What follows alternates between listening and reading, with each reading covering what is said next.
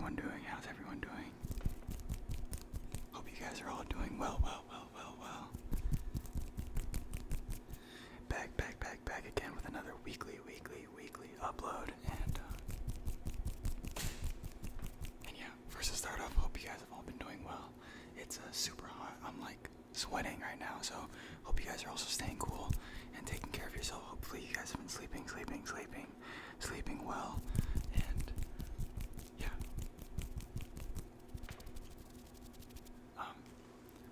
Sorry it's been so long since I've last uploaded. Been super busy, as always, but yeah, it's Saturday, July 12th, it's like 7 p.m., but usually on the weekends I like to go over my notes sometimes, just to refresh my memory on what I learned in school, and I thought it would be a cool video to show you guys, some of the things that I used to study and work on in school, kind of like all the work I used to do. Definitely not remembering all of it, but it's always good to refresh on some of the content we learned in school.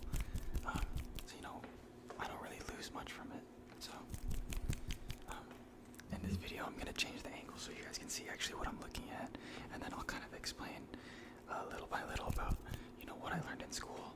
Some of this stuff is what I was going over during my interview prep, so you guys can see what I was studying during my first video when I made that. I was going through interviews, and you guys can see what I was studying and reviewing for interviews. So anyways, hope you guys enjoy this video. If you guys learned anything, let me know. If any of you guys are double E's or aspiring engineers, maybe you guys can learn something from this video, or maybe get motivated to hit back the notes or hit back the books and learn a little bit more. So you guys won't be seeing me for the rest of the video, but you guys will be seeing my notes. So let's get into it.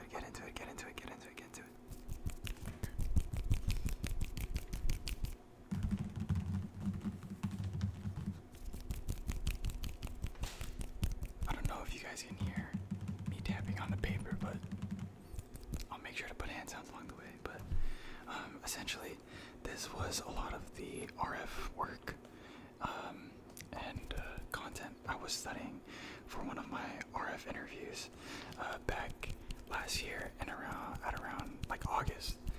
And I studied a lot of RF during my senior year. I did a lot of RF and EM and antennas and propagation and stuff during my senior year of university, and I was really trying to find work that did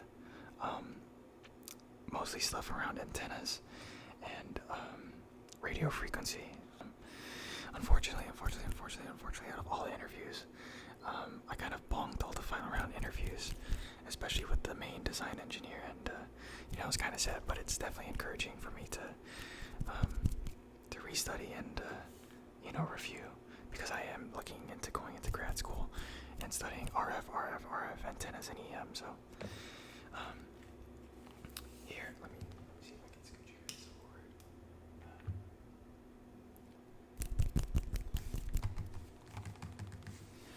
I spent a lot of time studying Smith charts, which is a chart on impedance matching.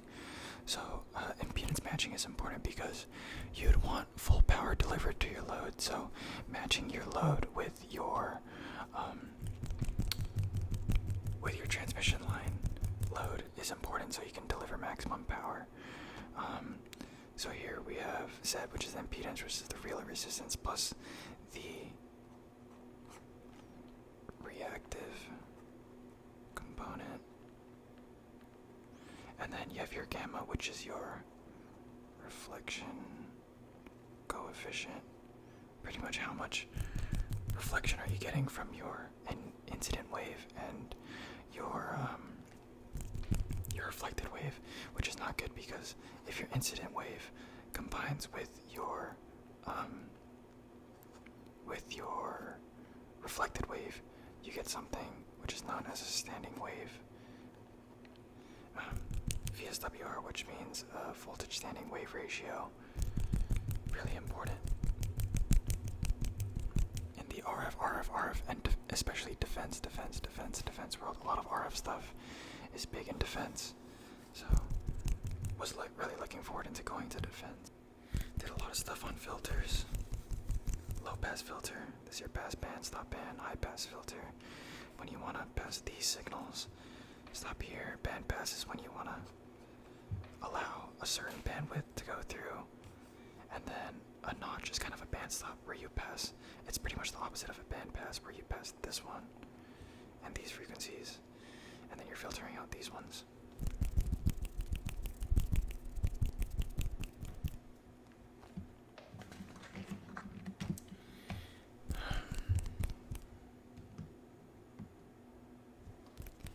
And yeah, this is pretty much after I bonked all of my RF interviews.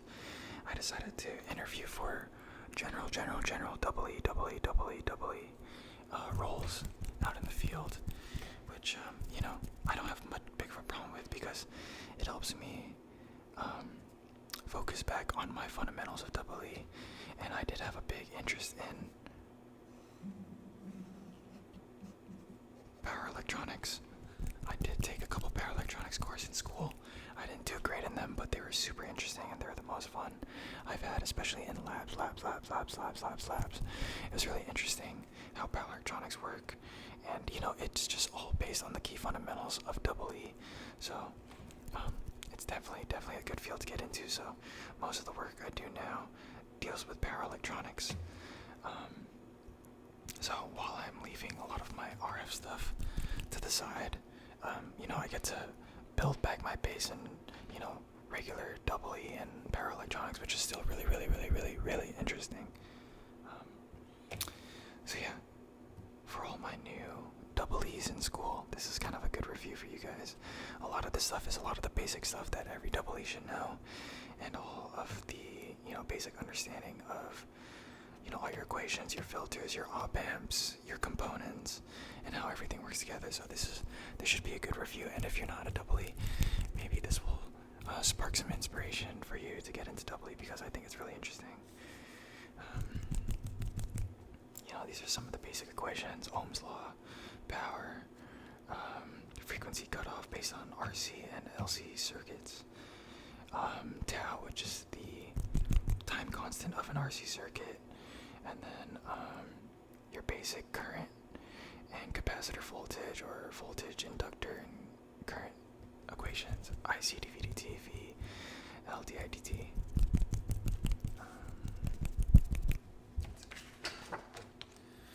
Here I go into filters.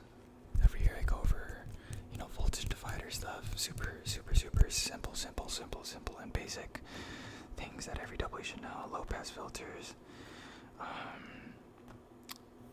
This one, RC, and then this is an LR. Then I have all the frequency cutoffs equations over here as a cheat sheet. Super big is the 3 dB point. Half power.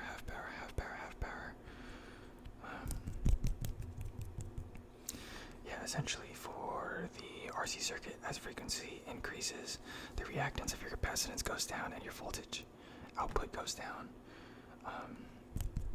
based on the V out equation, which is XC over Z times Vn. High pass filters. This is opposite topology of RC, so it's a C over R.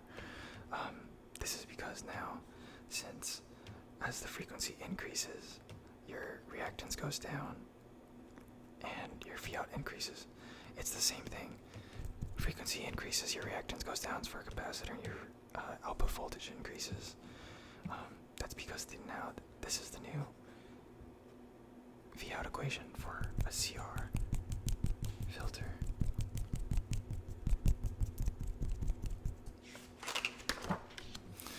Here I go into op amps and stuff, which are super highly used.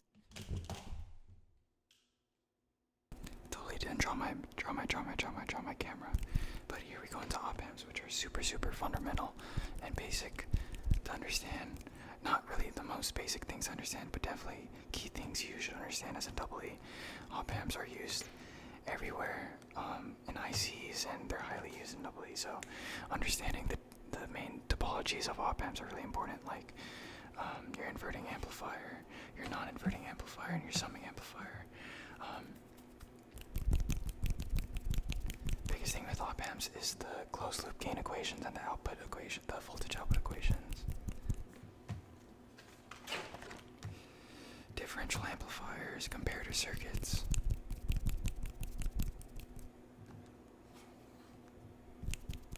Non-inverting comparator, no feedback. If there's no feedback on an op amp circuit, it will essentially act as a voltage comparator, meaning the output will rapidly swing to either positive or negative terminal supply rail, depending on input voltage is slightly higher, with even the smallest difference between the inputs causing a large output and charge. And then we get into some of the main topologies of power electronics, like the buck converter. Most of everything with the buck and boost converter, everything is dependent on the switching frequency of your switch and the duty cycle. So yeah, that's pretty much the first notebook. I think it continues on with this next notebook. Yeah, so here we go over the buck converter, boost converters, buck boost converters, inverters, DC to AC, rectifiers AC to DC, square wave inverter, rectifiers AC to DC. Main difference between rectifiers and inverters: rectifiers mostly use diodes, and inverters use switches. Voltage regulators, and also capacitance output filters. Depending on the load, you can transform the waveform of your voltage output.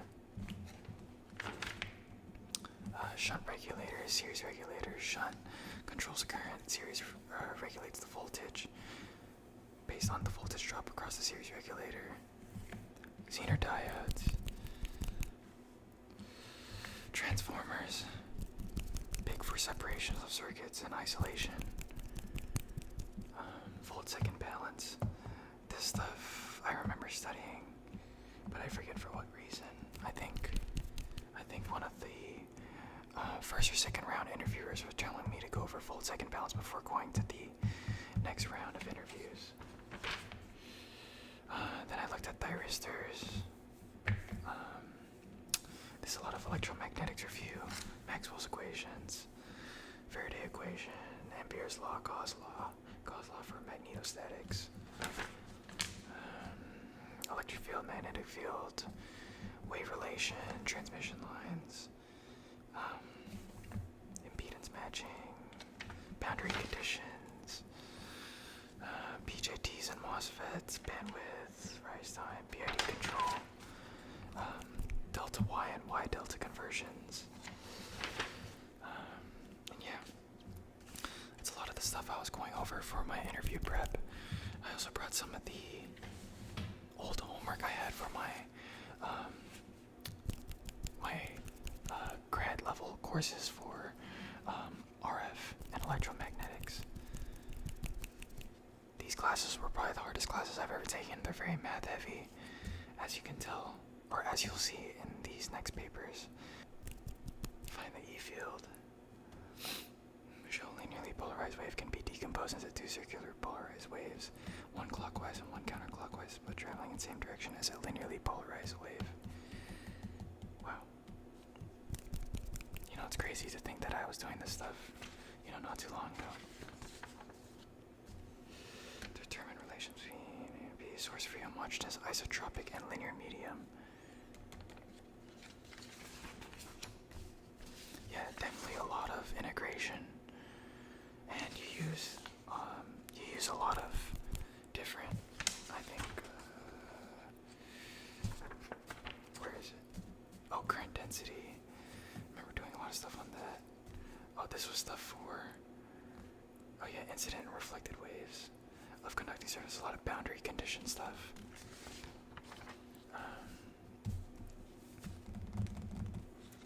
equations, time harmonic fields using Maxwell's equations. This is a lot of proofing. Oh yeah, so this is what I was referring to. We use a lot of identities.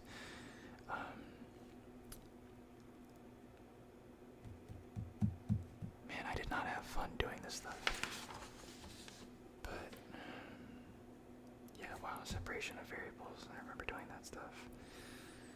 Yeah, this was all that stuff. Man.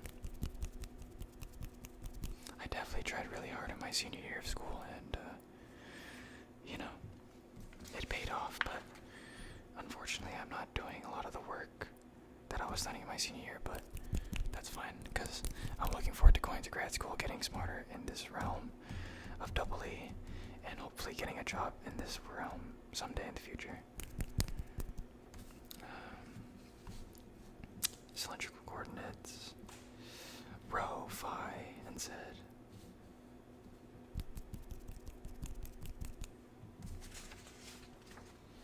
This was a lot of diagram stuff I was working on. Transponder diagram.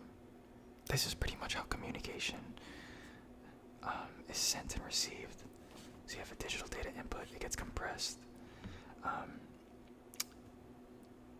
which optimizes the transmission of data. Then it goes on multiplexers. You can combine multiple signals, and then it gets modulated, which is putting the signal in a carrier, and then you upconvert, so it shifts the frequency to the desired transmission frequency, and then you have a high power amplifier, and then you have a transmitter, and then it goes to a satellite low noise amplifier, and it gets down converted, filtered, limiter, kind of forget what that does, and then we have an amplifier, filter, and then it's then transmitted down into a receiver, and then you have like a low noise block down converter, and then you down convert the frequency, and then you filter it, you demodulate the signal from the carrier, and then you demultiplex the signals, which is taking out all the different frequency bands and all the signal, or all the data out of the demodulated signal, and then you decompress the signal back into your digital data output, which should be the same as the digital data input. What is this one? Oh, this one is VSAT. Receiving at 11.73 gigahertz, 1.07 gigahertz, and 70 megahertz. Yeah. Cell phone diagram. A lot of interesting stuff for sure. But yeah, guys, that's a lot of the work I did. Probably in this past couple years, a lot of this stuff was my senior year work, and a lot of this stuff was the stuff I was reviewing for a lot of my interviews. But definitely a lot to learn. I'm still definitely not the strongest engineer, but there's always room to grow, and it's always good to look back at your old notes and refresh your memory on things. I probably forgot 50% of this stuff, so definitely gotta spend some time reviewing, studying, maybe doing some projects on the side, and yeah. But anyways, guys, hope you guys enjoyed the video. It's a very, very nerdy video, but definitely interesting to me. So for all those double E's out there, yeah, RF is a crazy world, and big respect to you, double E's out there, and yeah. Hopefully some of you guys learned something. Hopefully some of you guys are, a little bit interested in this work, and yeah, maybe I can do this again with some other notes, but yeah, hope you guys enjoyed. I've been recording for 30 minutes, I gotta go now, do some errands, but hope you guys enjoyed this video. Thank you guys so much for coming back, and thank you guys so much for the love and support. I pray that you guys are all doing well, taking care, and sleeping well, and I can't wait for the next video. But until next time, guys, take care.